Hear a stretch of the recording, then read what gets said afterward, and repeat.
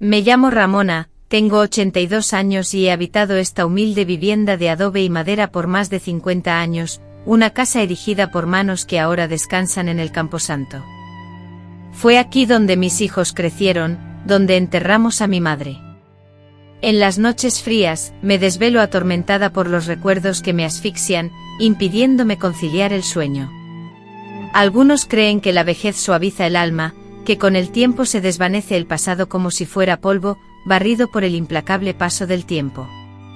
Pero yo no he olvidado, y sé que hay cosas que no se olvidan, que ni el silencio más profundo logra sepultar por completo. A menudo me pregunto si aún vivo para cargar con todo aquello que otros prefirieron ignorar. He sido muchas en esta vida, hija, hermana, madre, esposa, abuela. También fui la deshonra de mi pueblo, aunque nadie se atrevió a decirlo abiertamente. La gente me observaba de reojo en el mercado, murmuraba a mis espaldas y me saludaba con sonrisas que no llegaban a iluminar sus ojos. Aunque nunca me lo expresaron con palabras, yo era consciente de su juicio. Para ellos, yo era la mujer que había tenido hijos fuera del matrimonio, la que había dado a luz 4 veces sin que nadie supiera quién era el padre. Era la que exhibía una panza tras otra mientras el pueblo entero se callaba, incapaz de hablar sobre la situación. No me consideraban una víctima, sino un escándalo, un pecado, una vergüenza. Me llamaron de muchas formas despectivas. Sin embargo, nunca me catalogaron como víctima. Existen mujeres que encuentran consuelo cuando alguien las escucha, yo no fui una de ellas. Pasé mi vida entera sin que nadie se preguntara qué se escondía tras mi silencio, ni siquiera mis propios hijos. Ellos crecieron sin padre, es cierto, pero también sin hacer preguntas, como si intuyeran que la verdad les causaría más dolor que el vacío. Hice todo lo posible por protegerlos. Les proporcioné alimento, educación y cobijo. Los amé con la intensidad desesperada de quien siente que les debe demasiado. Pero nunca les revelé la verdad. Jamás reuní el coraje necesario porque, ¿cómo explicarle a mis hijos que su padre no fue fruto del amor ni un mero accidente, sino un hermano? ¿Cómo confesarles que nacieron de una herida que jamás cicatrizó? Todo comenzó en un rancho remoto del norte de México, allá por los años 40. Era una época implacable, de tierra árida y hombres rudos, de manos callosas y corazones que no sabían expresar emociones. Mi padre era uno de ellos. Trabajaba incansablemente en el campo, desde antes del amanecer hasta que la noche engullía las últimas luces del día. Su alma estaba marcada por el esfuerzo constante y su espalda, por los castigos de su propio padre. Nunca fue un hombre afectuoso, pero tampoco cruel, simplemente distante. Mi madre, en cambio, era una mujer resignada, de esas que aceptan el sufrimiento como una obligación. Nunca la vi rebelarse. Cocinaba, oraba, obedecía. Yo era la menor de 6 hijos, la única niña. Mis hermanos eran mi universo. Me protegían, me impulsaban, me corregían. Y entre ellos Mariano, el mayor, era el más respetado, aquel a quien mi padre señalaba como el futuro jefe de la familia en caso de que algo le sucediera. En mi niñez mi mundo se construía entre risas y juegos con barro, el sabor de tortillas con sal y las historias que mi madre narraba mientras bordaba a la luz tenue del fuego. No teníamos riquezas materiales, pero nunca padecimos hambre. La vida, en mi inocencia, me parecía simple y feliz, hasta que a los 13 años, una noche oscura, me enseñó lecciones que ninguna niña debería experimentar. Después de la cena, cuando todos dormían, o intentaban hacerlo, sentí una presencia en mi habitación.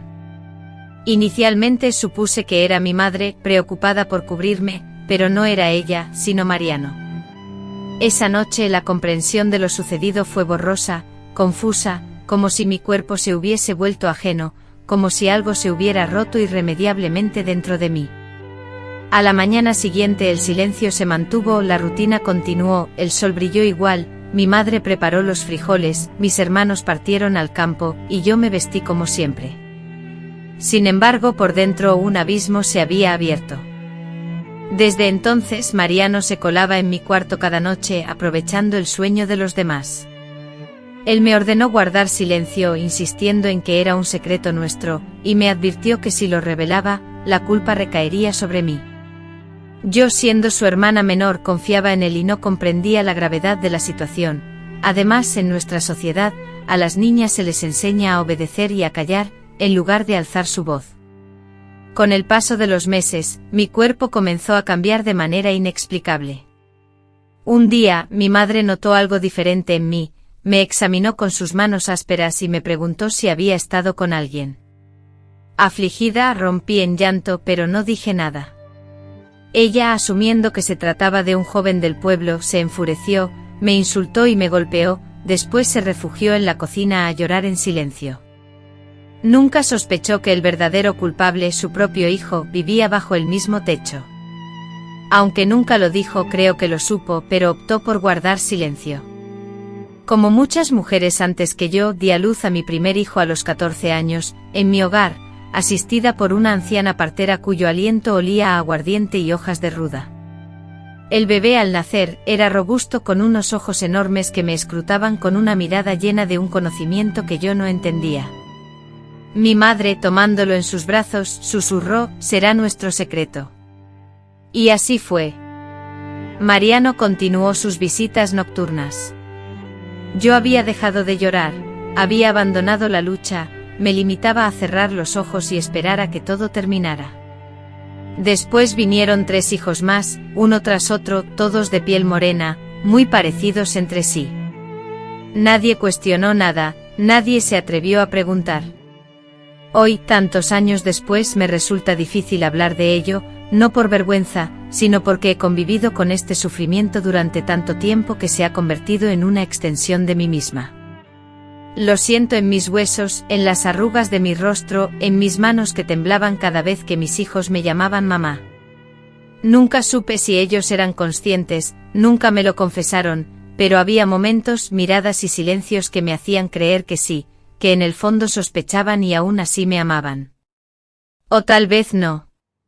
Quizás solo fingían para no destruir lo poco que quedaba. Escribo esto no para excusarme ni para limpiar mi imagen. Ya es demasiado tarde para eso. Escribo estas palabras con la esperanza de que una mujer, tal vez una nieta o bisnieta en algún lugar, comprenda que las heridas más profundas no siempre son visibles, que a veces simplemente sobrevivir es un acto de valentía, y que, aunque el mundo nos defina de 1000 formas, basta con que una sola persona nos mire a los ojos y diga lo que nadie se atrevió a decir: no fue tu culpa. Este relato, estas palabras que por fin expreso, no surgieron de la nada. Durante más de 50 años, viví como si esa parte de mi vida no existiera. Mis hijos crecieron, se casaron, se marcharon, algunos a otras ciudades, otros a Estados Unidos. Con el tiempo mis hermanos también se fueron, incluso Mariano, quien falleció hace más de 20 años. Cuando lo enterramos nadie lloró abiertamente, todos parecían más aliviados que tristes, como si se hubieran deshecho de una carga. No se habló mucho de él. De él todos decían que era un hombre bueno, un gran trabajador, siempre dispuesto a ayudar a su madre, y que se había quedado en el rancho familiar cuando otros buscaron un futuro diferente, pero nadie jamás mencionaba lo que realmente conocíamos. Y yo por mi parte continué en silencio porque a veces es más fácil soportar el silencio que enfrentar la verdad. Pero el detonante, la fisura que rompió mi silencio después de tantos años, llegó en forma de una carta. Era una carta escrita con una letra pequeña, redonda, cuidadosamente trazada, y provenía de una de mis nietas, una niña preciosa, llena de curiosidad, que siempre se había destacado del resto. Se llama Alma, tiene 23 años, estudia historia en la universidad y dice que desea conocer su linaje. En la carta, me explicaba que quería reconstruir la historia de nuestra familia para un proyecto académico. Me pedía que le contara cómo fue mi vida, cómo fue la infancia de sus padres, quiénes fueron mis padres, mis hermanos. Me solicitaba fotos, nombres y fechas. Me rogaba que no omitiera nada importante. Abuela, escribió, tú eres la base de todo. Si tú no hablas, no podré entender de dónde vengo. Al leer esas palabras escritas por Alma, Una opresión dolorosa se instaló en mi garganta, un nudo que persistió durante días enteros, pues comprendí que en su inocencia, Alma no era consciente de la magnitud de lo que solicitaba. Anhelaba la verdad, pero la verdad, a menudo, no se presenta como un regalo delicado y bien empaquetado. Algunas verdades son como afilados cuchillos que despedazan todo aquello en lo que creíamos, todo lo que considerábamos seguro. ¿Cómo podría yo con palabras comunicarle a una niña llena de esperanza y sueños que su propia historia estaba tejida con hilos de dolor y cicatrices, cómo confesarle que aquello que buscaba con tanta ansia era precisamente lo que yo, durante toda mi vida, había intentado sepultar en lo más profundo de mi ser? Guardé la carta en el cajón de mi mesita de noche sin responderle de inmediato. Semanas enteras transcurrieron, lentas y pesadas. Me levantaba cada mañana, preparaba la comida, tejía con mis manos, cuidaba mis plantas, pero en mi mente solo retumbaba una frase recurrente: si tú no hablas, nadie sabrá. Fue entonces cuando los sueños comenzaron a invadirme. Soñaba con mi madre, con su rostro marcado por la resignación, con su voz apagada y susurrando insistentemente que callara, que no provocara escándalos, que no arruinara a la familia. Soñé con Mariano, con su silueta oscura inmóvil frente a mi cama, sintiendo su voz suave y las palabras que pronunciaba, dulces pero pesadas como miel en mal estado. Pero por encima de todo, soñé con mis hijos, con sus rostros infantiles y redondos, sus manitas buscando la mía, sus risas puras, ajenas a la verdad sombría que los envolvía. Desperté empapada en sudor, con el corazón latiendo desbocado. La casa entera parecía susurrarme secretos, las paredes, los muebles y la vieja cama donde di a luz sola. Todo me recordaba aquello que durante tanto tiempo me había esforzado por ocultar. Un día, mientras barría el corredor, mi mirada se detuvo en un retrato colgado en la sala, una foto familiar de hace más de 40 años, yo en el centro, rodeada por mis 4 hijos, todos tan pequeños y parecidos. A mi lado mi madre con una expresión seria, como si incluso en esa fotografía temiera que se descubriera algo que no debía. Una profunda tristeza me embargó, no por mi propia existencia, sino por la infancia truncada de mis hijos. Ellos crecieron sin la figura paterna que les brindara consuelo, sin la verdad que los resguardara. Aunque los amé incondicionalmente, la ausencia de un padre que los abrazara y protegiera se hizo palpable. Crecieron en un hogar donde los secretos, pesados y oscuros, se extendían como sombras. Traje a mi memoria una conversación con uno de ellos, hace ya mucho tiempo. Sin atreverse a sostenerme la mirada, me preguntó sobre su padre. Le respondí que era un hombre que había muerto joven, un humilde trabajador que solo estuvo un breve tiempo en el rancho. Aunque nunca más volvió a preguntar, su silencio fue más doloroso que cualquier reclamo, porque comprendí que no me creía y había optado por no saber más. Tal vez para evitar lastimarse o quizás porque presentía que la verdad rompería algo dentro de él. Desde entonces ninguno de ellos volvió a inquirir, y yo nunca hallé el valor de revelarles que su padre no estaba en otro lugar, que su padre estaba aquí, presente siempre, siendo parte de mí. La peor cárcel es el miedo a ser juzgada, a que me definan con palabras que no me corresponden, a que me nieguen el derecho de haber sufrido como víctima a lo largo de toda mi vida. El miedo fue mi constante compañía, el miedo a perder el amor de mis hijos, el miedo a ser señalada públicamente, el miedo a que alguien verbalizara lo que todos intuían. Porque la verdad es que muchos lo sabían. Estoy segura de que mi madre lo sabía, al igual que la vecina que me veía salir del corral con los ojos llorosos. La partera que me asistió en mi primer parto también lo supo, así como los maestros de mis hijos, quienes notaron la ausencia de un padre y la abundancia de silencios. Todos prefirieron callar, porque el escándalo les asustaba más que la verdad. Y ahora mi nieta Alma, con su corazón puro, sus preguntas sinceras y su amor por la historia, viene a pedirme que le revele nuestra identidad. Ella no busca chismes ni vergüenza, sino comprender quiénes somos, y eso me conmueve profundamente, de una manera que no esperaba. Porque yo también fui una niña que buscaba su identidad, pero se me impidió conocerla. Me silenciaron antes de que pudiera expresar mis pensamientos, me definieron con un rol sin darme la oportunidad de comprenderlo. Por eso decidí responder no con una carta ni con una versión edulcorada, sino con la verdad que nadie quería escuchar. Porque si alguien debe narrar nuestra historia, que sea desde la experiencia personal, no desde la curiosidad morbosa o el prejuicio. Fue pensando en ella que tomé este cuaderno gastado y comencé a escribir. Fue por ella que abrí el arcón donde guardaba las pocas fotografías que conservo, las cartas que nunca envié, los recuerdos que reprimí durante tanto tiempo. Porque si esta historia ha de causar dolor, al menos que sea por una razón, tal vez al plasmarla en palabras pueda empezar a curar las heridas que siempre han estado abiertas. Porque quizás al escuchar esto, alguien entienda que la responsabilidad no siempre reside donde la sociedad la señala. Debido a que me silenciaron cuando más necesitaba mi voz, hoy decido usarla, aunque me tiemble, aunque me duela, aunque llegue tarde. Después de aquella primera noche todo cambió, a pesar de que la casa permaneciera igual, de que mi madre continuara sirviendo tortillas a la misma hora y de que el gallo siguiera cantando al amanecer. Yo ya no era la niña que se dormía plácidamente escuchando el viento entre las rendijas del tejado.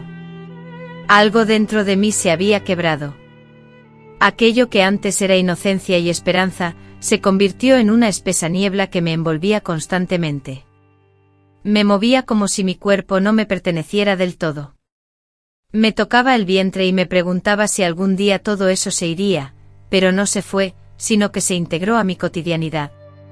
Mi cuerpo se transformó en un territorio invadido, y nadie parecía percatarse. Mariano venía por las noches, siempre en silencio, siempre cuando mi madre dormía. A menudo en la penumbra de la noche se quedaba inmóvil junto a mi cama, clavando sus ojos en mí como si temiera que desapareciera, como si necesitara confirmar mi presencia, mi silencio. En otras ocasiones, se acomodaba al pie de la cama y me susurraba palabras azucaradas, promesas de cariño que contrastaban brutalmente con sus acciones. Me aseguraba que yo era única, que nadie me amaría como él, que era su posesión más preciada, y yo con apenas 13 años, creía a medias sus palabras, no por inocencia, sino por falta de conocimiento, por la ausencia de una guía que me enseñara que aquello no era correcto, por la ignorancia de que el amor verdadero no causa dolor, no exige secretos, ni genera culpa. Durante el día se transformaba en el hermano ejemplar de siempre, laborioso, serio, respetado por todos. Acompañaba a mi padre al campo, ayudaba a mi madre con las tareas, saludaba a los vecinos con un apretón de manos firme y una sonrisa cordial. La gente lo admiraba, lo elogiaba, lo consideraba un hijo modelo, dedicado a su familia.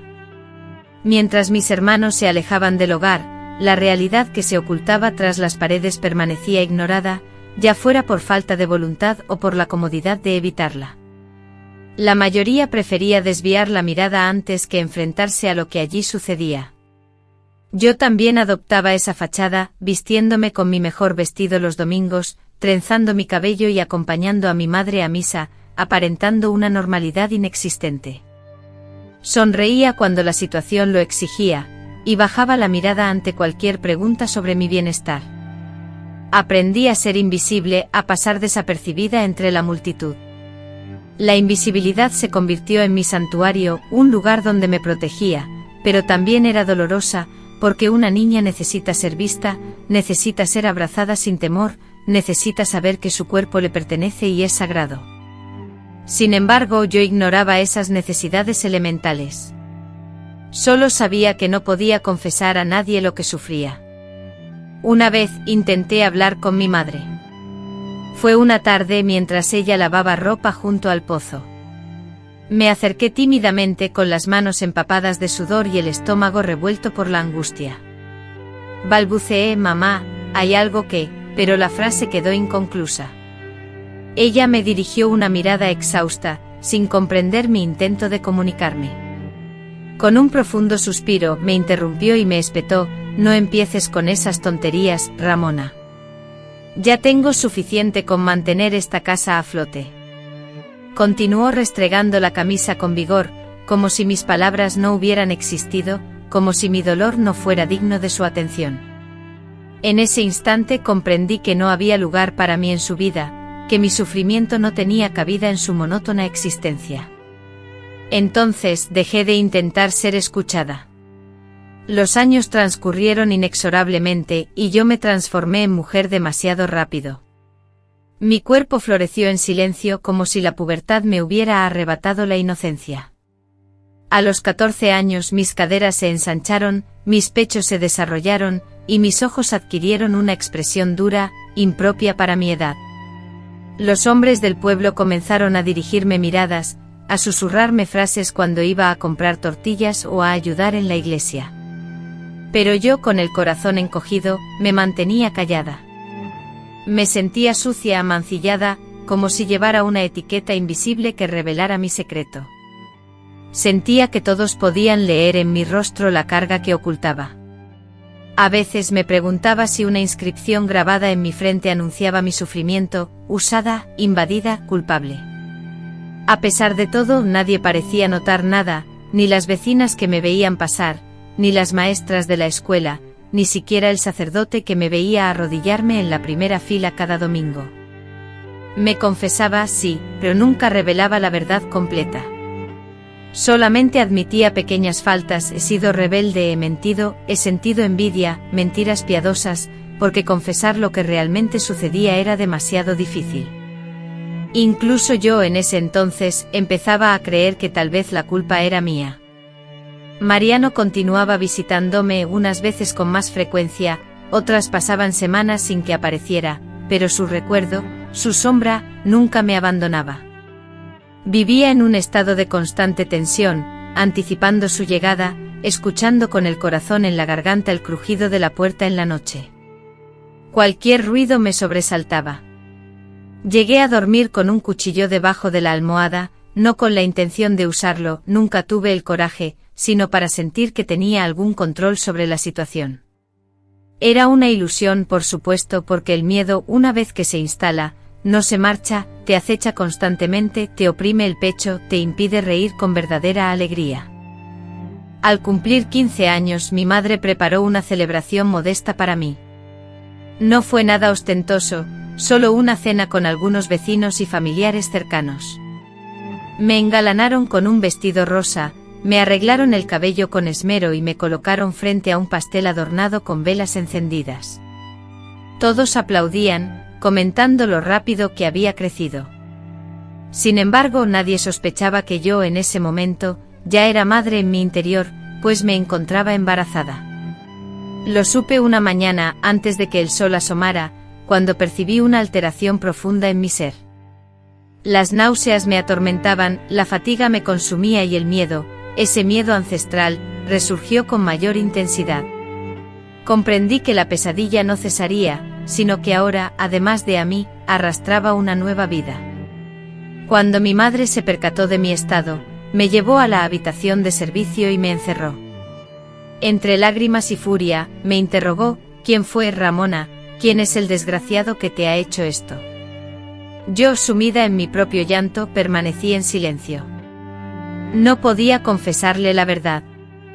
¿Cómo podría revelarle que el padre de mi hijo era su propio hijo? ¿Cómo podía sostenerle la mirada y confesarle que su amado hermano era el mismo hombre que me había destrozado la vida desde que era una niña? Después de un silencio sepulcral, mi madre se desplomó en el suelo, derrotada, y murmuró: Dios mío, ¿en qué fallamos? Fue la única vez que la vi vacilar, la única vez que detecté una grieta en su férrea mirada. Pero al día siguiente todo volvió a la normalidad. Me comunicó que ya no iría a la escuela, que ayudaría en las tareas del hogar, que este secreto debía ser guardado a toda costa. Y cuando nació mi hijo lo presentó como un error, el resultado de un pecado del que no debía haber secuelas. Mariano se mantuvo distante por un tiempo, tal vez por temor, tal vez porque creía haber logrado su cometido, pero su presencia opresiva permanecía. Lo veía cruzar el pasillo, cargar sacos, charlar con mi padre, y la náusea me invadía. Solo con verlo mi cuerpo se tensaba y el dolor me recorría, pero debía actuar, sonreír, servirle la comida, llamarlo hermano y criar a mi hijo como si no fuera suyo, como si no llevara su misma sangre en sus rasgos, en su temperamento, en su mirada. La casa, que antes era un hogar, se transformó en un lugar peligroso, un campo minado. Cada habitación encerraba un recuerdo doloroso, cada sombra ocultaba un miedo. Nadie se atrevía a hablar, nadie preguntaba, pero todos lo sabían. Incluso mis otros hermanos lo sabían y lo demostraban evitando mi mirada, dejándome sola, como si yo fuera la culpable, la que había provocado esta situación, la que había destrozado la tranquilidad familiar. Ese sentimiento dolía más que cualquier maltrato físico, porque una cosa es ser víctima y otra muy diferente es que te traten como el origen de toda la desgracia. Comencé a hablar menos, a salir menos, a bajar la cabeza en señal de sumisión. Me convertí en una sombra de lo que era antes. Criaba a mi hijo, lavaba la ropa, cocinaba, pero por dentro, mi alma se había marchitado. Con el paso de los años, llegaron los otros hijos, cada uno en silencio, sin celebraciones ni avisos. Con cada nuevo nacimiento, sentía como mi corazón se volvía un poco más duro. Dejé de soñar y de rezar, solo respiraba, solo sobrevivía, haciendo lo que se hace cuando nadie extiende una mano. Aprendí a sobrevivir en la penumbra, a criar a mis hijos con las manos temblorosas, a preparar la comida, aunque por dentro solo anhelara romper en llanto. Pero a pesar de todo nunca dejé de amarlos, porque ellos no eran culpables, porque eran mis hijos, nacidos de mi cuerpo sí, pero también del único acto de rebeldía que me quedaba, no abandonarlos. Si la vida me los había dado en medio del sufrimiento, yo convertiría ese dolor en algo digno. Por eso, aunque mi historia comenzó con horror, no todo fue tinieblas, porque en medio de la angustia hubo amor, no el amor ideal, pero el amor que pude ofrecer. Fue durante mi tercer embarazo cuando por fin, comprendí la profunda divergencia entre mi vida y la de otras mujeres. Hasta ese momento había soportado cada experiencia como si fuera un castigo inmerecido, sin atreverme a cuestionar. Guardaba silencio, acataba órdenes, daba a luz y criaba a mis hijos. Sin embargo, ese tercer embarazo fue diferente, no por las sensaciones físicas que ya conocía, como el dolor y la expansión del vientre, algo familiar como recorrer un terreno a oscuras. La diferencia residió en lo que pude percibir en las miradas ajenas, en el silencio cargado de mi madre, en la ausencia deliberada de Mariano, en la incomodidad de los vecinos, y en el peso que ya no podía ocultar en mis propios ojos. Algo había cambiado radicalmente. Yo había cambiado, y lo que antes aceptaba con resignación, ahora comenzaba a sentirse como una rabia contenida. Recuerdo una mañana luminosa, de esas en las que el cielo parece reírse del infierno que uno lleva dentro. Estaba sentada en el patio con los pies hinchados por el embarazo, lavando ropa en una tina vieja, mientras mis hijos jugaban con tierra cerca del nopal. Los observaba con el rostro inexpresivo, sin esbozar una sonrisa. En sus miradas vislumbraba el eco de la persona que me había arrebatado tanto, pero también la fortaleza que había forjado en mí. Esa dualidad me perturbaba, me aterraba la idea de cuánto de esa historia aún residía en mi interior y cuánto ya habían experimentado ellos, sin comprender del todo. El mayor, con sus 7 años, comenzaba a percibir la atmósfera enrarecida. Notaba las miradas furtivas, los susurros sobre la extraña frialdad y distancia con la que su tío Mariano lo trataba, como si le doliera enfrentarse al espejo de sus propios errores. A veces me atormentaba la duda de si mi hijo menor intuía la verdad, si en las noches silenciosas buscaba respuestas que yo cobardemente me negaba a proporcionarle. Esa mañana clavó sus ojos en los míos y, sin preámbulos, me preguntó: «Mamá, ¿por qué los otros niños tienen papá y yo no?». Yo, que había superado tantos partos, tantas noches de angustia, sentí que la pregunta me asfixiaba. Me quedé sin habla, incapaz de responder. Con voz temblorosa le dije que no todos los padres se quedaban, que algunos eran cobardes, que otros desaparecían sin dejar rastro. Le mentí con una voz firme sin vacilar, pero por dentro sentí una profunda fractura. Esa noche me encerré en mi habitación y lloré, no por él ni por lo que había dicho, sino porque por primera vez comprendí que ya no era la misma persona. Algo en mí había perdido el miedo. A partir de ese momento, las cosas no mejoraron, sino que empeoraron. Mi hermano se volvió más agresivo y entonces, lo entendí, aquello no era normal. Esa vida, ese ciclo de miedo, esa obligación de guardar silencio, todo era una aberración que nos querían hacer creer que era nuestro destino. Ya no era una niña y mis hijos no merecían crecer en una historia que comenzaba con abuso y continuaba con mentiras. Durante años había creído que todo lo que me sucedía era mi culpa, que tal vez yo había sido provocadora, torpe o desobediente, y que Dios me estaba castigando por algo que ni siquiera recordaba. Pero esa mañana, después de la pregunta de mi hijo, comencé a recordar con claridad todo lo bueno que había hecho. Rememoré haber sido siempre respetuosa, nunca haber replicado, nunca haber desobedecido, esforzándome por ser la hija perfecta en todos los aspectos que se esperaban de mí. A pesar de ello me habían manipulado, maltratado y convertido en madre cuando aún era una niña con trenzas. Y lo más doloroso era que nadie me había protegido, ni mi madre, ni mis hermanos, ni el sacerdote, ni Dios. Ese día, con los niños, me dirigí al mercado. La idea me agobiaba, pero necesitábamos arroz y jabón. Atravesamos las calles polvorientas, evitando las habituales miradas. Al pasar frente a la iglesia, sentí un impulso y entré. Hacía mucho tiempo que no traspasaba ese umbral sin mi madre. La iglesia estaba desierta, solo se percibía el aroma del incienso añejo y algunas velas consumidas. Me senté en la última banca, sintiendo el peso del embarazo y el ardor en los pies. No oré, simplemente cerré los ojos y me abandoné a la quietud. Fue en ese silencio que comprendí que ya no creía, no necesariamente porque Dios no existiera, tal vez sí, tal vez no, sino porque lo que me habían enseñado como fe era solo obediencia camuflada.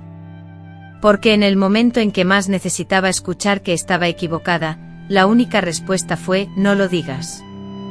Allí en la iglesia, me examiné a mí misma, vi a la niña que una vez fui, la que jugaba con muñecas de trapo, la que soñaba con un vestido de novia, la que le pidió a su madre un lazo rojo.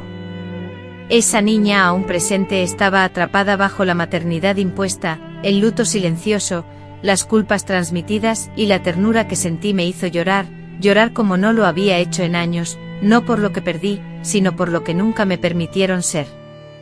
Todas hablaban de lo perdido como si alguna vez hubieran tenido algo que les arrebataron, pero yo nunca lo tuve, ni juventud, ni primeros amores, ni libertad, solo años de encierro disfrazados de rutina. Desde ese día, comencé a ver las cosas de manera diferente. Miraba a mi madre con otros ojos, ya no como una víctima de su época, sino como un eslabón más de la cadena que me mantenía cautiva. Aunque no sentía odio hacia ella, tampoco aprobaba sus acciones. Me preguntaba si durante su juventud había experimentado situaciones similares a las que yo enfrentaba. Me cuestionaba si el silencio se había convertido en su lenguaje nativo, si, al igual que yo, había optado por la supervivencia en lugar de la confrontación, porque a veces, para sobrevivir, una se convierte sin desearlo en cómplice. Sin embargo, una madre, creía yo, debería ser un refugio, no una prisión. Y ella, en cambio, había sido una barrera, no un punto de conexión. Mariano, mi esposo, se había distanciado cada vez más. Desde el nacimiento de nuestro segundo hijo, había empezado a mantener una distancia emocional. Creo que lo consumía la culpa, o quizás el temor a que alguien revelara la verdad. Se había vuelto más taciturno, más huraño, evitando las reuniones familiares, trabajando más intensamente en el campo, apenas compartiendo las comidas con nosotros, pero su presencia silenciosa seguía sintiéndose, porque el silencio también ejerce una fuerte influencia. Y cada vez que alguien me preguntaba, con ligereza, cómo están los niños, sentía un dolor agudo en el pecho porque nadie se refería a ellos por sus nombres. Porque nadie los veía como individuos, sino como las consecuencias de algo. Y yo no podía permitir que mis hijos crecieran con la idea de ser considerados simplemente eso, errores, pecados, manchas en la historia familiar. No, ellos eran la esencia de mi existencia. Representaban mi fortaleza, el sufrimiento transformado en realidad palpable. Comencé a plasmar mis pensamientos en un cuaderno. No era un diario íntimo sino un conjunto de cartas, cartas que nunca enviaría, que carecían de firma, pero que sentía la necesidad imperiosa de escribir. Me dirigía a Dios, a mis hijos, a mi madre, a la niña que alguna vez fui, expresando lo que me era imposible articular en voz alta. Y fue en esas páginas donde comencé a recuperar mi voz silenciada. Comprendí que para seguir viviendo, debía enfrentarme a la verdad, aunque fuera por escrito, ya que había perdido demasiado tiempo viviendo la realidad impuesta por otros. Había soportado demasiado tiempo la expectativa de ser sumisa, silenciosa y complaciente, pero ya no podía más, porque llega un momento en que una deja de ser la víctima pasiva y se convierte en la dueña de su propio silencio.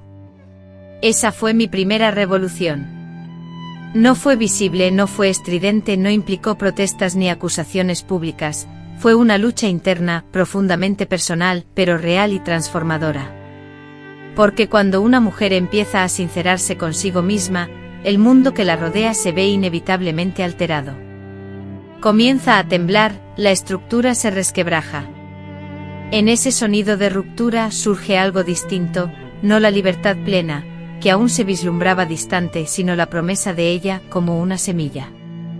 Aunque la forma de escapar era incierta, la firmeza de la voluntad de no permanecer anclada se instalaba en mi ser, y eso, para una mujer como yo, representaba un logro significativo. Después de esa primera fisura en el silencio de mi interior, no apareció la liberación inmediata, sino una nueva forma de encierro. Porque cuando la claridad se abre paso en la visión, la acción no siempre es su consecuencia directa. La realidad no replica los finales de los libros, donde la revelación conduce al cambio inmediato. En la vida, especialmente en los entornos pequeños, en las casas donde el miedo ha sido huésped por generaciones, el despertar no implica automáticamente la huida. Significa ver con los ojos bien abiertos aquello que antes se podía fingir que no existía, y esa verdad, en muchos aspectos, resulta más dolorosa. Mis hijos crecían, los mayores ya asistían a la escuela. Los más pequeños aún dependían de mí. Cada uno con su propia personalidad, sus interrogantes, sus momentos de silencio. Me partía el alma ver cómo mis hijos, sin quejarse ni protestar, absorbían la incomodidad que generaban en otros. Las maestras, con una evidente frialdad, los mantenían a distancia, como si no supieran cómo interactuar con niños que no tenían una figura paterna conocida. Los demás niños, imitando comportamientos aprendidos, les dirigían insultos y burlas, los empujaban en los juegos y les preguntaban con malicia si su mamá era diferente. Y ellos, mis hijos, en lugar de defenderse, agachaban la cabeza, tragándose el orgullo y el dolor, mostrando una resignación que me recordaba a mí misma y a tantas mujeres en situaciones similares. Un día, el mayor regresó a casa con la nariz sangrando y la camisa llena de barro. Le pregunté qué había ocurrido y me respondió con una voz apagada y sin vida: uno dijo que no teníamos papá, porque tú eres como una perra callejera.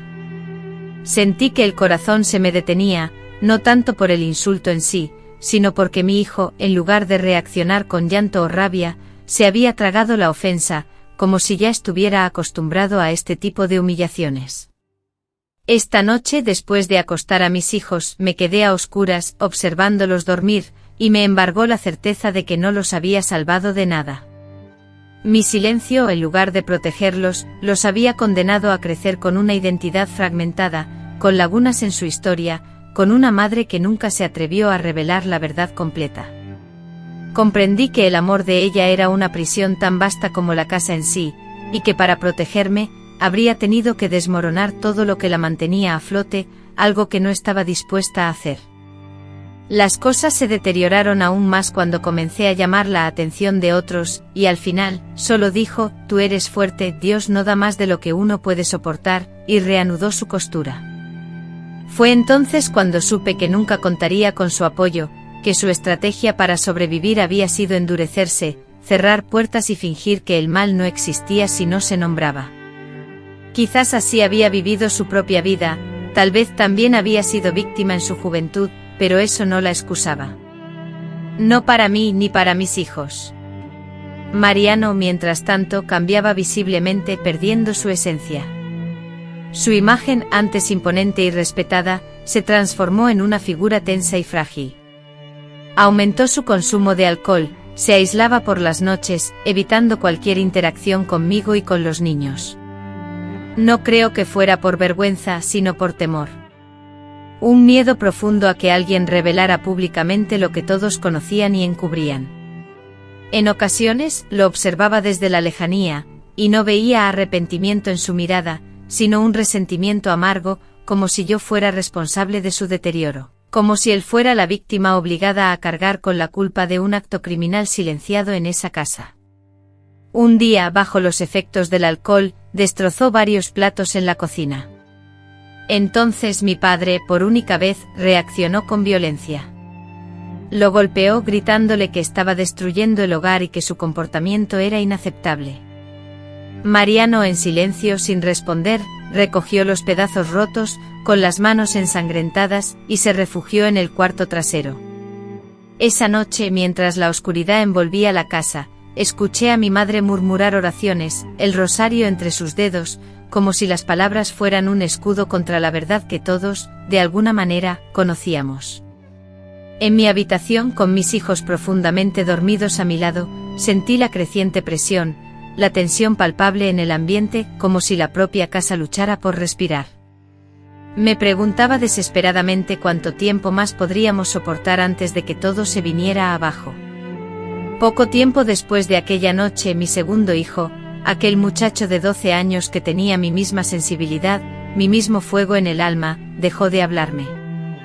Días y días de silencio, de miradas esquivas, hasta que un día, con la madurez de un adulto, me enfrentó. Con una voz firme, helándome la sangre, me dijo: sé que algo está mal. Sé que nos estás mintiendo y ya no quiero que me toques. Esas palabras me partieron en dos. Intenté acercarme a él, abrazarlo, explicarle algo, cualquier cosa, pero las palabras se quedaron atascadas en mi garganta. Me quedé ahí temblando, con los brazos vacíos, viendo cómo mi propio hijo construía un muro infranqueable entre nosotros. Ese muro, aunque con el tiempo disminuyó, nunca se derrumbó por completo. Al verlo ahora, un hombre hecho y derecho, con su voz profunda y sus propios hijos, entiendo que algo se quebró en su interior, una fisura que nunca sanó. Ese mismo año, mi cuñada, la esposa de mi hermano menor, llegó de visita desde la ciudad, una mujer de espíritu moderno y directo, de esas que no rehúyen la mirada. Durante toda la comida, me observó con una mezcla de curiosidad y compasión. Al finalizar, cuando los niños jugaban afuera, se acercó a mí y sin rodeos me preguntó: «Sabes que esto no es normal, ¿verdad?». Ante su pregunta me quedé sin habla, muda. Ella me tocó la mano y susurró: «Si alguna vez necesitas escapar de aquí, yo te ayudo». Sus palabras resonaron en mí, no porque planeara marcharme ni porque tuviera la fuerza para hacerlo, sino porque por primera vez en mucho tiempo alguien me había hablado con sinceridad, sin rodeos ni máscaras. Me lo dijo una mujer, no un religioso, ni una madre, ni un hombre, sino una mujer como yo, y eso tuvo un significado diferente. Sin embargo, las palabras no siempre logran cambiar la realidad, pues la inercia del hábito, la fuerza de la costumbre y el temor ejercen una influencia mayor que el deseo de cambio. No me marché, no en aquella ocasión, ya que carecía de coraje, no sabía cómo iniciar una nueva vida desde cero, con 4 hijos a mi cargo y sin ningún tipo de apoyo económico, y además sentía la obligación de protegerlos, a pesar de que en el fondo sabía que mis acciones previas no habían logrado preservarlos de todos los peligros. Me quedé y con el paso del tiempo Mariano enfermó gravemente. No se pudo determinar con exactitud qué le sucedía, adelgazó considerablemente, sufría de una tos persistente y sus ojos adquirieron un tono amarillento. Algunos culpaban al alcohol, otros a la mala suerte. Yo, en cambio, guardaba silencio, observando atentamente su deterioro, sin sentir alegría ni deseos de venganza, solo con la certeza de que el castigo, cuando llega, no siempre es justo, y que mientras él se consumía, yo permanecía fuerte criando, manteniendo el hogar y rememorando el pasado. Cuando falleció, no pude llorar. Durante el funeral, mis hijos permanecieron a mi lado, en un silencio sepulcral. Ninguno de ellos formuló preguntas, nadie rompió el silencio, solo el niño más pequeño, con su manita apretando la mía, susurró con la inocencia que solo un niño posee: ahora sí, podemos estar tranquilos. Me quedé muda, incapaz de responder, porque comprendí que la muerte no anula los recuerdos. La presencia de Mariano, su sombra, persistía palpable en sus rostros, en los silencios cargados de significado, en la evasión de miradas que rehuían el pasado. Sus actos no se extinguieron con su vida, sino que se infiltraron en nosotros como un veneno lento, un lastre que nos consumía. Me sentía hueca, despojada, pero no libre. Esa fue la verdadera crueldad, la amarga decepción de constatar que con la desaparición del verdugo, la víctima no siempre encuentra la liberación. A veces la libertad es una quimera, y lo único que queda es el peso de la supervivencia. Ahí residía la oscuridad más profunda, en la comprensión de que lo peor no era él, sino las secuelas que dejó, las miradas cargadas de reproche, las preguntas que nunca se hicieron, los nombres que se omitieron, la historia fragmentada, el juicio que nunca se llevó a cabo, el silencio heredado. Porque las historias silenciadas condenan a la repetición, y yo, exhausta, ya no quería más repeticiones. No en mis nietas, ni en las hijas de mis hijos, ni en ninguna niña más que aprendiera que el sufrimiento debía ocultarse para evitar la vergüenza. Por eso, a pesar de que ya había pasado mucho tiempo, empecé a buscar la forma de compartir mi historia, aunque no supiera a quién contársela y aunque mi voz aún temblara, porque si yo no lo hacía, nadie más lo haría, y el ciclo de silencio y dolor continuaría. Me prometí a mí misma, aunque mis huesos estuvieran cansados y mis manos marcadas por las cicatrices, que al menos una verdad, la mía, saldría a la luz. Cuando Mariano falleció, todos pensaron que el secreto se enterraría con él. El silencio, como un viejo conocido, regresó a la casa, familiarizado con cada rincón. Mis hijos evitaban el tema. Mi madre apenas pronunció el nombre de Mariano después del funeral y luego lo omitió de sus plegarias. Yo por mi parte continuaba con mi rutina habitual, cocinar, limpiar y cuidar de los nietos cuando venían de visita. Pero por dentro algo se estaba pudriendo lentamente. Era como si la muerte de Mariano hubiera descorchado una presa que contenía una marea de emociones reprimidas. Era una puerta que ya no podía volver a cerrar, pues a pesar de su ausencia física, el legado de sus acciones persistía en nuestras vidas. Mientras yo me mantuviera en silencio, esa influencia negativa continuaría expandiéndose, como una raíz enferma que contaminaba todo lo que tocaba. Con el paso de los años mis nietos crecieron, y yo, inevitablemente, envejecía. Mis hijos por su parte edificaron sus vidas lo mejor que pudieron, utilizando los recursos emocionales disponibles. Algunos lograron un éxito aparente mientras que otros cargaban heridas invisibles, lo que los convertía en personas distantes, desconfiadas y solitarias. Intentaba no interferir, pero una parte de mí se sublevaba al verlos repetir el ciclo de dolor, castigando a sus propios hijos con la misma severidad, utilizando frases que me resultaban dolorosamente familiares, y mostrando la misma mirada opaca que mi madre solía dirigirme. Me angustiaba observar cómo la herencia del silencio, ese trauma transmitido sin palabras, continuaba reproduciéndose sin que nadie se percatara. Y es que esa es la crueldad del trauma, a veces no necesita palabras para manifestarse, basta un gesto, una ausencia, una palabra no dicha. Un día al caer la tarde mi nieta Alma vino a visitarme. Con 23 años era la misma joven que me había escrito aquella carta hacía ya un tiempo, cuando era apenas una adolescente curiosa. Esta vez, se presentó con un cuaderno en mano y una grabadora. Explicó que estaba realizando un trabajo sobre la historia oral de las mujeres de su familia.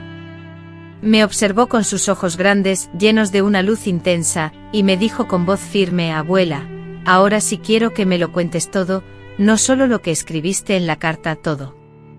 Sentí un dolor agudo en el pecho. La había evadido durante años, ofreciéndole respuestas incompletas, esquivando sus preguntas con dulces anécdotas y recuerdos seguros. Sin embargo, ella no era ingenua. Había algo en su mirada que me decía que ya sabía, que lo había sabido siempre, y que lo que pedía no era información, sino la verdad. Mi verdad. Nos sentamos en la cocina. La luz del sol de la tarde se filtraba por la ventana, tiñendo las paredes de un dorado melancólico. Me preparó una taza de té como solía hacer cuando era pequeña. Activó la grabadora y esperó pacientemente. Tardé en hablar, no porque no supiera qué decir, sino porque temía que mi voz no resistiera el peso de las palabras. Pero entonces, al observar sus manos, delgadas pero firmes, posadas sobre el cuaderno, reviví la imagen de mis propias manos, temblorosas a los 14 años, sosteniendo por primera vez a mi hijo sin tener la menor idea de cómo criarlo, sin saber cómo explicarle que no lo había elegido y, en ese instante, algo dentro de mí se rompió.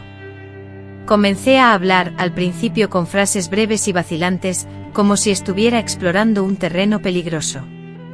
Luego, con una creciente fluidez, le narré todo, desde la primera noche, desde el miedo que me invadía, desde el silencio de mi madre, desde los partos en la oscuridad, desde las palabras que nunca pude pronunciar. Le hablé con una honestidad que nunca te había dedicado, ni siquiera a mí misma. Y mientras hablaba, percibía cómo sus ojos se humedecían, pero no me interrumpió, no me abrazó, no me compadeció, simplemente escuchó. Y en esa escucha encontré el espacio que, durante toda mi vida, me había sido negado. Por primera vez, alguien me miraba sin juzgarme, como si yo fuera realmente la víctima, como si mereciera ser escuchada. Cuando terminé, el silencio se extendió prolongadamente. Ninguna de las dos hizo el más mínimo movimiento. La irritación en mi garganta se hacía intensa. Mis ojos se sentían secos y fue entonces cuando ella, mi nieta, finalmente habló diciendo: «Abuela, eso que hiciste, criar sola, vivir con todo eso durante tanto tiempo, fue de valientes». No me dijo «lo siento» ni expresó horror. Dijo «valiente». Fue esa palabra, esa sola palabra, la que me derrumbó por completo, porque durante toda mi vida me habían llamado de muchas maneras. Nunca valiente, nunca fuerte, nunca madre, solo loca, rara, culpable. Pero ahora una mujer joven, mi propia sangre, me reconocía la valentía, y por primera vez, le creí. Esa noche, la del reconocimiento, no pude dormir. Años más tarde, cuando ya era adulta y había aprendido a llevar una vida sin grandes sobresaltos, recibí una carta sin remitente. Solo decía «yo». Sabía a quién pertenecía. Decía «perdón». Era la letra de mi madre. Al leerla, no lloré. No sentí ira. Simplemente la guardé en un cajón y la dejé allí, sellada en el pasado. Sentí como si al revelar finalmente la verdad, hubiera liberado una pesada carga que había llevado sola durante tanto tiempo. La historia, que antes parecía un abismo insondable, se transformó en un camino doloroso, sí, plagado de restos y dificultades, pero un camino al fin, un trayecto que alguien más podría transitar ahora que estaba marcado, ahora que la verdad era conocida. Al día siguiente, Alma me solicitó permiso para compartir la grabación con sus hermanos, sus primos y cualquier persona que deseara escucharla. Me preguntó si podía relatar mi historia, no en libros ni en periódicos, sino en el ámbito familiar, con la esperanza de evitar que se repitiera y para que los niños del futuro supieran que descendían de mujeres que sufrieron, pero que también hablaron. Acepté, no porque el miedo hubiera desaparecido, sino porque comprendí que el miedo no se marcha, solo se enfrenta, y esa era mi manera de hacerlo, decir sí, permitir, dejar entrar la luz donde antes solo había oscuridad. A partir de ese día algo cambió, mis hijos me miraban de manera diferente, aunque no todos, algunos se negaron a escuchar, mientras que otros escucharon y se mostraron conmovidos. Uno de ellos, después de semanas de silencio, regresó y me abrazó con fuerza, susurrando simplemente «te creo». Esa única frase fue suficiente porque yo no buscaba perdón, sino la verdad, el reconocimiento de una vida que había sido silenciada por demasiado tiempo. Algunas heridas nunca se curan del todo, pero se alivian cuando alguien las ve y las valida. Cuando alguien dice «eso sucedió». Y ya no es solo tu carga, porque si tan solo una mujer escucha esto y se siente menos sola, menos culpable, menos destruida, entonces habrá valido la pena. He perdonado, aunque no he olvidado. No puedo, ni debo. El olvido es un privilegio para aquellos que no han sido marcados por el fuego de la experiencia. A pesar del dolor físico y el temblor del alma, no me derrumbé. Hoy con 82 años mi cuerpo es frágil, mis piernas ya no me sostienen y mis manos tiemblan mientras bordan. Pero mi voz, esa que me fue negada desde mi juventud, ahora posee una fuerza renovada. No hablo en voz alta, no grito, no busco venganza, pero hablo.